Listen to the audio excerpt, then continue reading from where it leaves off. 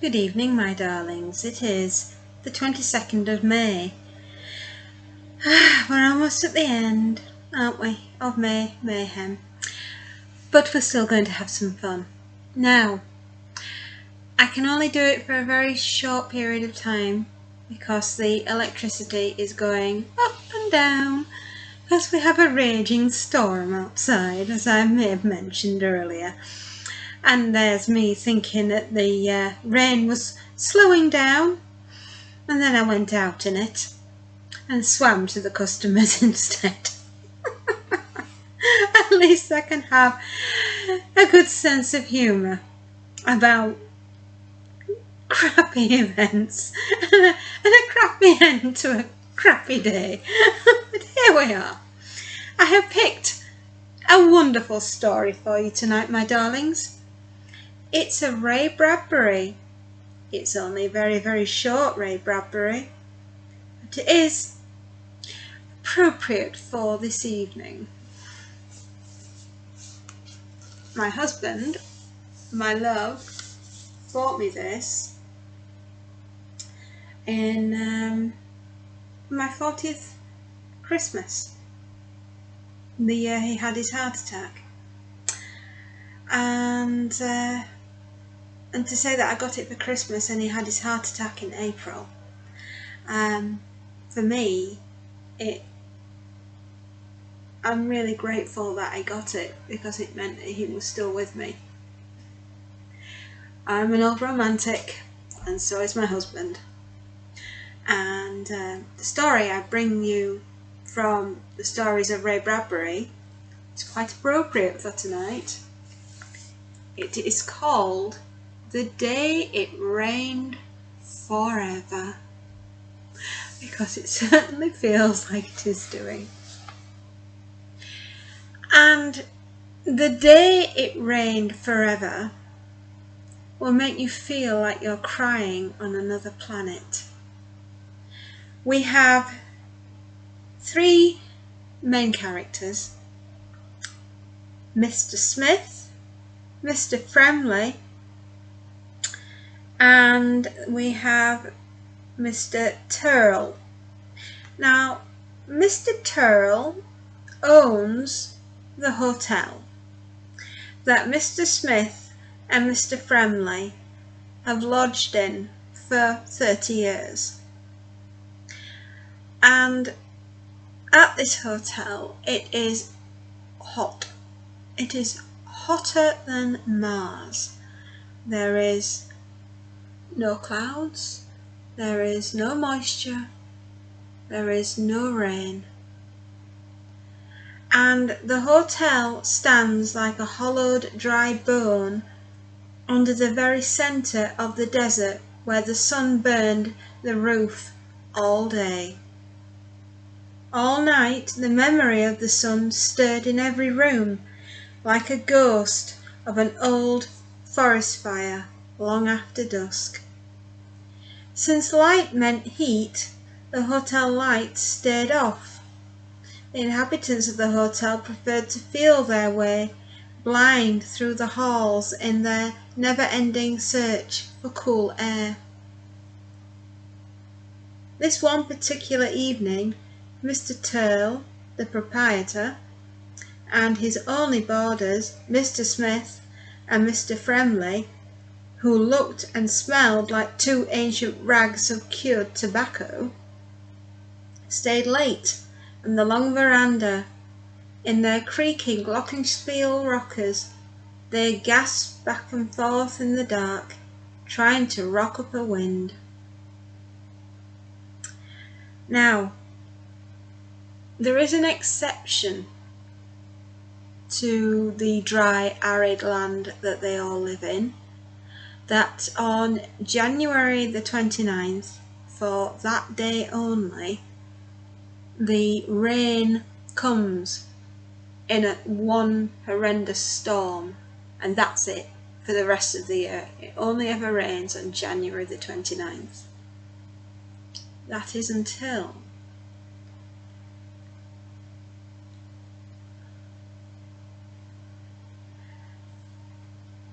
they are visited by a strange musician.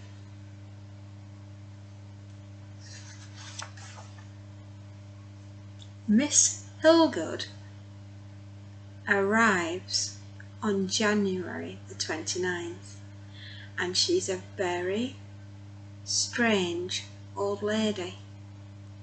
Having spent her entire life teaching, she noticed once she was 29. The next time she looked up, she was 40. And yesterday she was 71. Oh, there were men, but they'd given up singing at 10 and given up flying when they were 12. She never settled down. She never wanted to be married. All she ever wanted to do was to play music.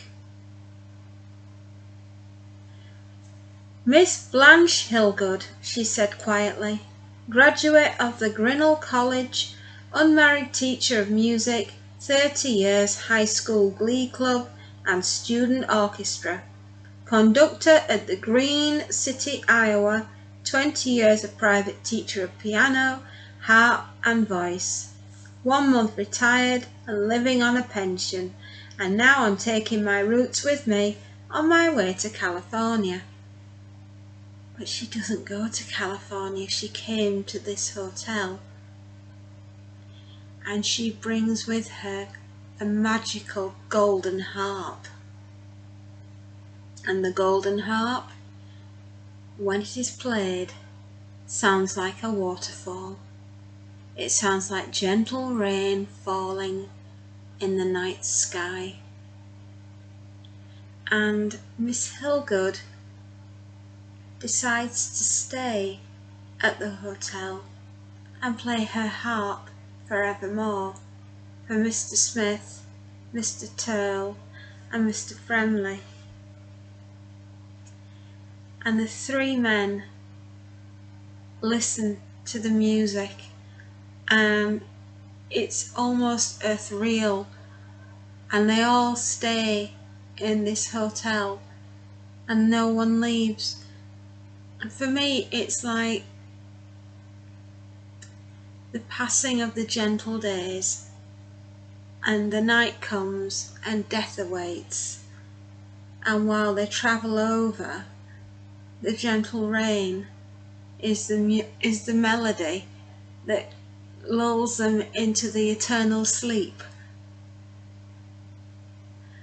And Miss Hilgood is there to ensure that they cross over. She's like an angel, and the harp is like a goddess, and between them they transport the living to the other side. It's just such a beautiful story. It's like the release of the life that the men have lived, and none of them wanted to go out of the hotel. They wanted to stay there, apart from Mr. Smith, who wanted to go to Ireland. He said, well, it rains 20 days out of the month, which, to be fair, yeah, it does, unless you live in Manchester, in which case it rains for 30 days every month, year in, year out. If it's sunshine in Manchester, something's very tragically gone wrong. But yes, so this story, even Mr. Smith doesn't leave in the end. He just stays and listens to the music, and that's the last part of the story. Is just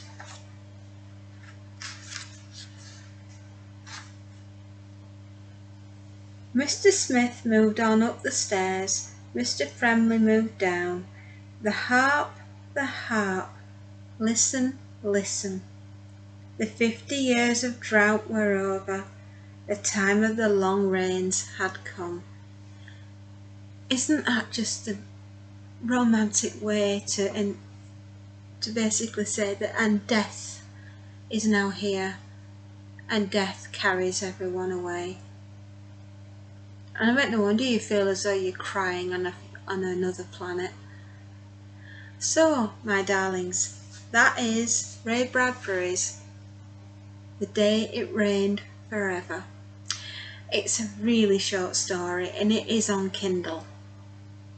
And I just think it's the most appropriate one for today, because it really does feel as though it's rained forever.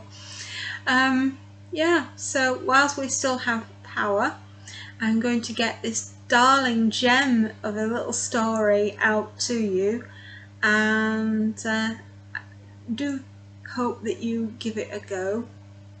It's a really short story. It lasts for